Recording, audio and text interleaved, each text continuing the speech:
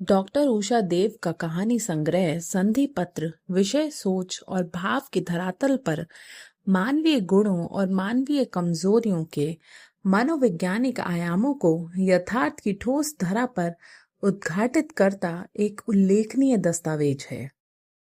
संधि पत्र लेखिका का 7वां कहानी संग्रह है, जिसमें 14 कहानियां हैं। इनमें से अधिकांश कहानियों में पात्र मानवीय कमजोरियों के शिकार, दुख, संताप और मानसिक अशांति के नर्क से गुजरते हैं। जब उन्हें अपनी गलती का एहसास होता है तो बहुत देर हो चुकी होती है। तब पछतावे के अतिरिक्त कुछ हाथ नहीं लगता। इस संग्रह की शीर्ष कहानी है संधि पत्र, जिसमें उच्च शिक्षित ऐसी 2 बहनों का वर्णन है जो परस्पर ईर्ष्या द्वेष के कारण जीवन में ऐसा कदम उठाती हैं कि बड़े से बड़ा ऊंचा पद प्राप्त करने के बावजूद मानसिक अशांति के कुंभीपाक में जलने को अभिशप्त हो जाती हैं। पछतावे के स्वर में कहानी की मुख्य पात्र बड़ी बहन मधुरिमा कहती है, दोनों पक्षों का लोग तो बिगड़ा ही, पर लोग भी बिगड़ा। ईर्ष्या और बदले की तपन हम सबको राख कर गई, दुनिया को ताक पर रख दिया था। भाग्य को दोष नहीं देती, दोष मात्र अविवेक और कर्म का था। अपने पापों का प्रायश्चित करना चाहती हूँ, परंतु अंतरात्मा स्वयं को धिक्कारती है। जब से मैंने होश संभाला, छोटी बहन श्यामला को सदैव अपनी हर सोच, भाव और काम की आलोचना करते ही पाया। मात्र 7 साल की होने पर भी मैं उसे बार बार ये समझाने की चेष्टा में लग जाती कि जो अमूक बात या काम मैंने किया है उसके पीछे निहित भाव क्या था, पर वह कुछ सुनने और समझने की मानसिकता ही न रखती थी। फिर स्वयं को सांत्वना दे लेती, अरे मुझसे 2 साल छोटी है और कुछ ना समझ भी। पर आश्चर्य जरूर होता कि वह मुझ पर और मेरे भावों पर विश्वास क्यों नहीं करती। हर समय मम्मी पापा से मेरी कभी एक शिकायत लगाती नजर आती तो कभी दूसरी। आखिर मैं भी हार्ड मास की बनी थी। 10 साल की होते होते मुझे एक अन्य विचार ने पीड़ित कर दिया कि उसके व्यवहार में मेरे प्रति ईर्ष्या भाव है। इस तथ्य का स्पष्टीकरण तब हुआ जब मम्मी जी एक सुंदर फ्रॉक मुझे कक्षा में प्रथम आने पर बतौर इनाम देने के लिए लाई। मैंने खुशी खुशी उन्हें धन्यवाद दिया और उनके गले लग गई। मैं बाथरूम में जाकर उसे पहन कर आ गई और दर्पण में स्वयं को निहारते हुए कहा, देखो मम्मी जी, इसका रंग मुझ पर कितना अच्छा लग रहा है। मुझे गले के पास की फ्रिल भी बहुत पसंद आई। श्यामला ने रूठते और चीखते हुए कहा, जल्दी उतारो, मैं भी इसे इसी वक्त पहन कर देखूंगी। हम दोनों बहनों की कदकाठी लगभग एक सी ही रही।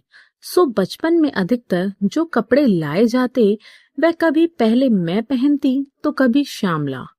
हाँ, किसी शादी, विवाह, त्योहारों या जन्मदिन आदि विशेष अवसरों पर दोनों के लिए एक ही डिजाइन की अलग अलग रंग की ड्रेसेस ली जाती। सच कहूं, अधिकतर लोग हमें जुड़वा बहनें ही समझते थे, पर साथ ही कह देते, मधुरिमा का रंग खिलता हुआ और नैन नक्श आकर्षक है।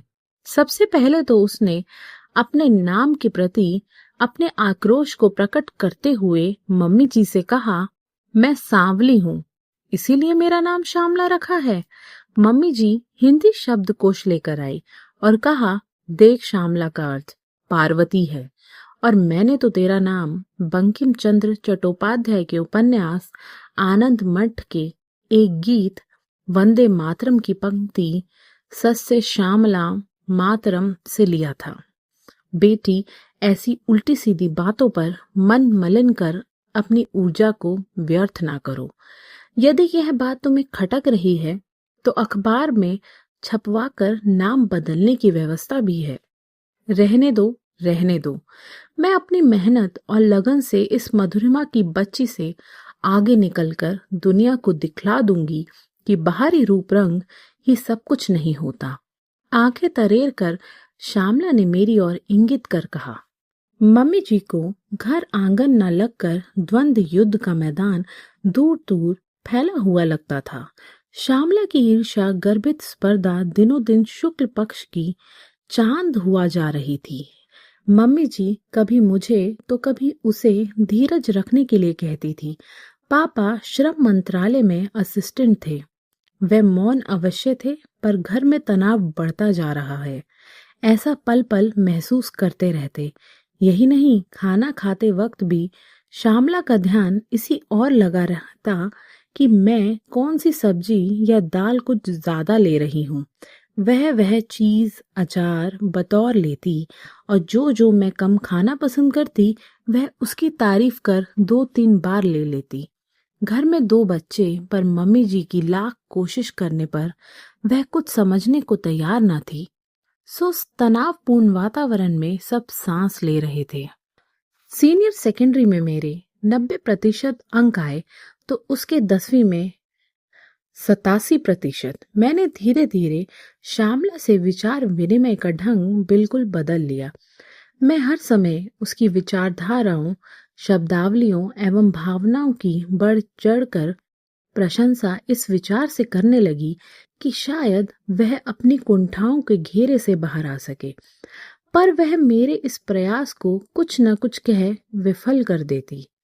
अंतोगत्वा मैं स्वयं में सीमित रह अपनी पढ़ाई और कर्तव्यों पर ध्यान देने लगी।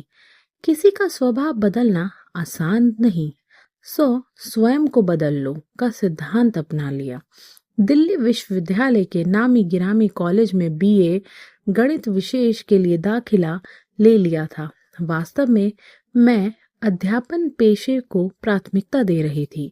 श्यामला के सीनियर सेकेंडरी में मुझसे 1-2 अंक ज्यादा ही थे। उसने भी उसी कॉलेज में दाखिला ले लिया।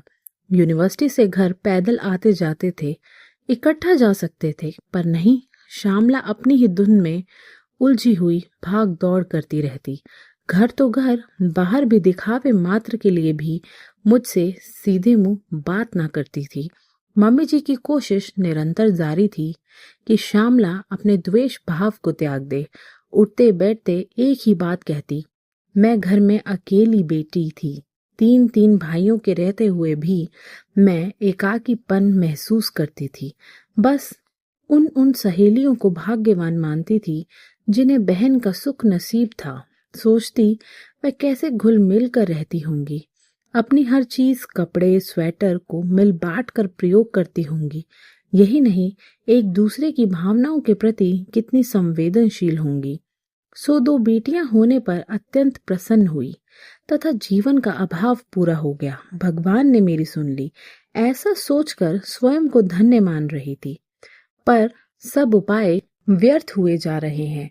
कई बार माँ एकांत में मुझे कह उठती, निश्चय ही मेरे या तुम्हारे पूर्व जन्म की शत्रुता का बदला लेने आई है। बेटी मधुरिमा, थोड़े धैर्य से समय को निकाल लो। मम्मी जी का दुख मेरी पीड़ा बनकर रह गया। अफसोस तो यह होता कि यदि नाते रिश्तेदार, आस पड़ोस या फिर कोई मित्र ईर्ष्या भाव से अभिभूत हो तो भी जीवन असह्य हो जाता है। पर यह खून का रिश्ता पल पल खतरे की घंटी बजाता चल रहा था। एक दिन पापा के ये 2 शब्द मुझे कुछ राहत अवश्य दे गए। वे मम्मी जी के किसी समस्या का उत्तर दे रहे थे। देखो, इस ईर्ष्यालु भाव से ही सही श्यामला कुछ अच्छा करने और बनने की चेष्टा तो कर रही है। यह भी तो हो सकता है कि वह पढ़ाई न कर मधुरिमा के रास्ते में कंकड़ पत्थर बिछाने लग जाती। शोध कार्य डॉक्टर बलदेव त्रिपाठी की देखरेख में आरंभ किया था। पहले वे मेरे ही कॉलेज में पढ़ाते थे। जब मैं एमए की छात्रा थी तो वे दिल्ली विश्वविद्यालय के गणित विभाग में प्रवक्ता बन गए थे। उनका मेरे प्रति रुझान समय समय पर मुखरित हो जाया करता था। मैं तो उन्हें आदर्श एवं प्रबुद्ध शिक्षक एवं पथ प्रदर्शक मात्र मानती चली आ रही थी। शोध पत्र देश विदेश के नामी गिरामी शोध पत्रिकाओं में छप चुके थे। डॉक्टर त्रिपाठी ने मुझे थीसिस लिखने के लिए कह दिया था। उन 2-3 वर्षों में दिल्ली में कई महाविद्यालय खुले हुए थे। मुझे भी एक कॉलेज में प्राध्यापिका का पद मिल गया था। शोध प्रबंध पूरा हो गया था। डॉक्टर त्रिपाठी और विभागाध्यक्ष के हस्ताक्षर हो गए थे और उनकी 3 प्रतियां फीस सहित दिल्ली विश्वविद्यालय के विशेष दफ्तर में जमा करा दी। सच में ही प्रथम बार चैन की सांस ली कि आज एक बहुत बड़ा काम सरलता से पूरा हो गया। तभी डॉक्टर त्रिपाठी को अपने सम्मुख पाया और मैंने धन्यवाद देते हुए कहा, सर, यह आपकी ही कृपा का फल है कि सारा काम ठीक ठाक हो गया है। मधुरिमा, इस खुशी में कॉफी नहीं पिलाओगी? सर चलिए, कॉफी हाउस में एक एक डोसा भी खाएंगे और कॉफी भी हो जाएगी, मैं प्रसन्नता से एवं उत्साह से कह उठी। कुछ दूरी पर स्थित यूनिवर्सिटी के कॉफी हाउस में हम पहुंच गए। मैंने 2 प्लेट डोसा और कॉफी के लिए रुपए देकर कूपन ले लिए। वहां खुद ही चीजें मेज तक ले जानी होती हैं, सो पहले 2 गिलास पानी ले आई और फिर 2 प्लेटों में डोसा। आमने सामने की कुर्सियों पर बैठकर हम डोसे का लुत्फ उठा रहे थे कि डॉक्टर त्रिपाठी मेरी तीक्ष्ण बुद्धि, एकाग्रचित्तता और कार्यकुशलता की प्रशंसा किए जा रहे थे और मैं रह रह कर उन्हें धन्यवाद दे रही थी। तभी अकस्मात उन्होंने अपनी शादी का प्रस्ताव मेरे सम्मुख रख दिया। मैं हतप्रभ सी हो गई। शरीर में मानो बिजली का करंट लग गया। कारण, मैंने स्वप्न में भी ऐसी बात न सोची थी। वास्तव में डॉक्टर त्रिपाठी मुश्किल से 5 फुट 5.5 इंच के तथा जरा स्थूल शरीर के थे। साथ ही सांवले चेहरे पर चेचक के दाग और थोड़े गंजे भी थे। इतना ही नहीं, वे आयु में मुझसे लगभग 10 साल बड़े थे।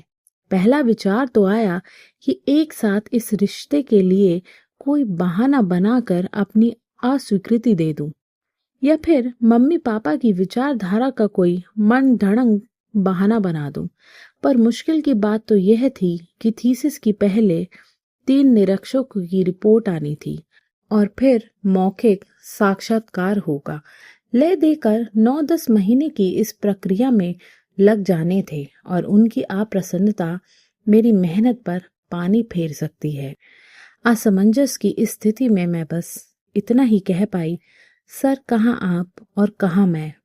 अभी तक तो थीसिस के काम और नई नई नौकरी में ही इतनी व्यस्त हूँ कि कभी विवाह के विषय में सोचा ही नहीं।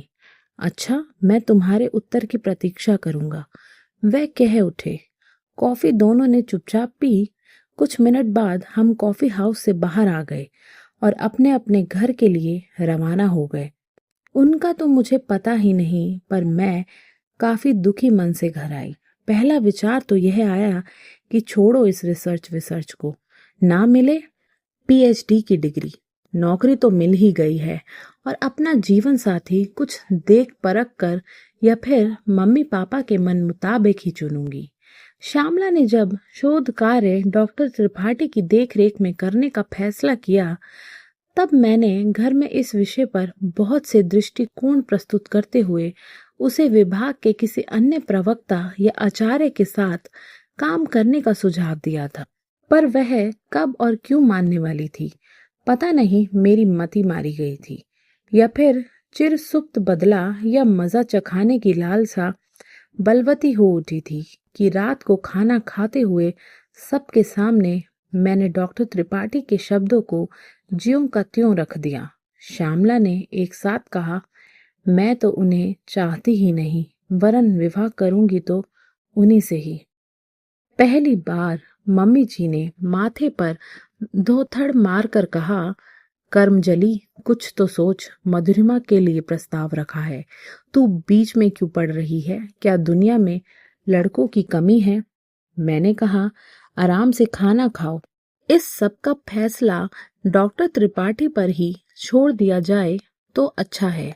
मैं तो कॉलेज पढ़ाने जाती और कभी कभार विभागीय उत्सव या सेमिनार आदि पर ही डॉक्टर त्रिपाठी से मुलाकात होती थी। इधर विभाग में चल रही कानाफूसी से भी अवगत हो रही थी कि श्यामला अधिक समय उनके साथ कॉफी हाउस शक्तिनगर या कमला नगर में ही बिताती है। मन तो चीख चीख कर दुहाई दे रहा था, रास्ते से खुद ही हट जाओ, पर मेरा सब्र सभी सीमाओं को पार करने लगा।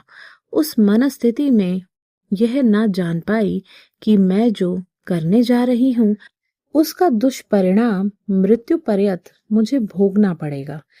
पीएचडी की उपाधि की घोषणा हो गई थी। इधर मम्मी पापा को डॉक्टर बलदेव त्रिपाठी से विवाह के लिए मैंने हामी भर दी थी। वे लोग उनकी शैक्षणिक योग्यताओं और पारिवारिक स्थितियों के प्रति संतुष्ट थे।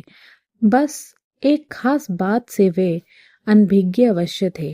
वह यह है कि एक दिन संयोगवश डॉक्टर त्रिपाठी के विभागीय कक्ष में हम तीनों बैठे थे। जीवन में जवानी और सफलता पर नादानी सिर पर चढ़कर नाच रही थी। हमने एक संधि पत्र तैयार किया, 3 प्रतियां बनाई गई। हम तीनों ने उन तीनों पर अपने अपने हस्ताक्षर कर तिथि लिख दी। उस संधि पत्र का संक्षेप में मजमून यह था कि विवाह तो डॉक्टर त्रिपाठी से मधुरिमा का होगा, पर श्यामला भी साथ रहेगी। इससे तीनों का दिल न टूटेगा, अपितु संबंधों में मधुरता बनी रहेगी। डॉक्टर त्रिपाठी के 7 फेरे तो मेरे साथ हुए, पर सखी बतौर श्यामला भी सजी धजी हुई कार में आ बैठी थी। रिश्तेदारों और मित्रों ने आपस में आश्चर्य व्यक्त किया, पर फिर कुछ सोचकर चुप्पी साध गए। डॉक्टर त्रिपाठी के माता पिता, भाई और बहन ने यही अनुमान लगाया कि पहले जमाने में सखी सहेली का या आया का वधू के साथ ससुराल जाने का रिवाज था। शायद इनके यहाँ ऐसा ही चलन होगा। डोली तो सुबह 6 बजे ससुराल पहुंच गई। कुछ एक रस्में हुई और फिर नाश्ता। दोपहर के भोजन के बाद परिवारजनों का विचार था कि श्यामला घर वापस जाने के लिए कहेगी या फिर उसके मम्मी पापा फोन कर उसे लेने आएंगे। शाम ढल गई। सब एक दूसरे को इशारों ही इशारों से पूछ रहे थे कि मामला क्या है। घर आए व्यक्ति से चले जाने को कहना भी अनुचित लग रहा था। शाम की फ्लाइट से हनीमून के लिए कश्मीर जाना था। हवाई अड्डे पहुंचने के लिए एक टैक्सी बुलाई गई। डॉक्टर त्रिपाठी के वामस्त में बैठी और दूसरी ओर श्यामला। घर के लोग गेट तक विदा करने आए और शायद सोचा होगा कि हम श्यामला को उसके घर छोड़ते हुए जाएंगे। रात के 10:30 बजे फोन की घंटी बज उठी। थके हारे सभी अपने अपने बिस्तरों पर जा लेटे थे। डॉक्टर त्रिपाठी के छोटे भाई अविनाश ने रिसीवर उठाया।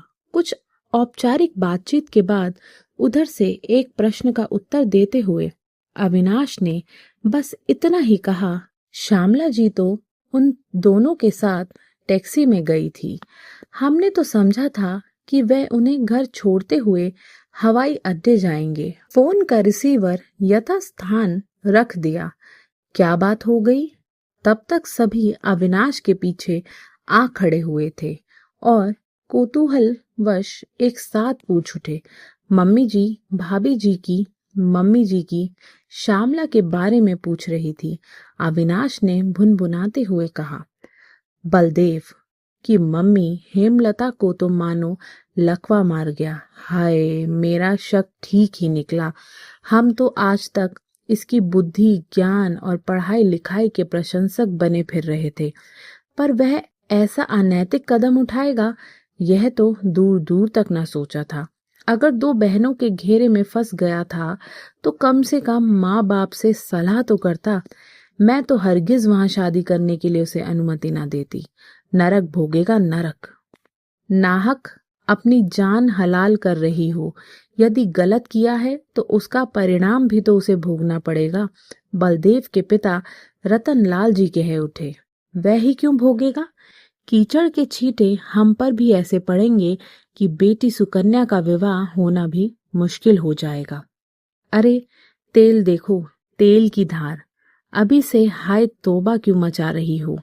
क्या दुनिया वालों ने हमारे 50-55 साल के स्वभाव, व्यवहार, कर्म आदि को नहीं देखा या जाना है? यदि बलदेव की गलती, अनैतिकता का कुछ भुगतान हमें करना पड़ेगा तो वह भी कर लेंगे। अभी सब जाकर सो जाओ। दुनिया में हर एक समस्या का समाधान होता आया है, इसका भी हो जाएगा। इतना कह रतनलाल जाकर पलंग पर लेट गए। कहने को तो सभी अपने अपने बिस्तर पर जा लेटे थे, पर सब अपनी अपनी मनस्थिति से जूझ रहे थे। अजब पहेली यह थी कि सपत्नी को स्वीकार करना बड़ा कठिन समझा जाता रहा है, और यहाँ अपनी ही अविवाहिता बहन को उस स्थान पर स्वमेव बिठा लेना, क्या ये सब रहस्यमय नहीं है? आगे की कहानी अगले भाग में। आप बने रहिए रचना सागर के साथ।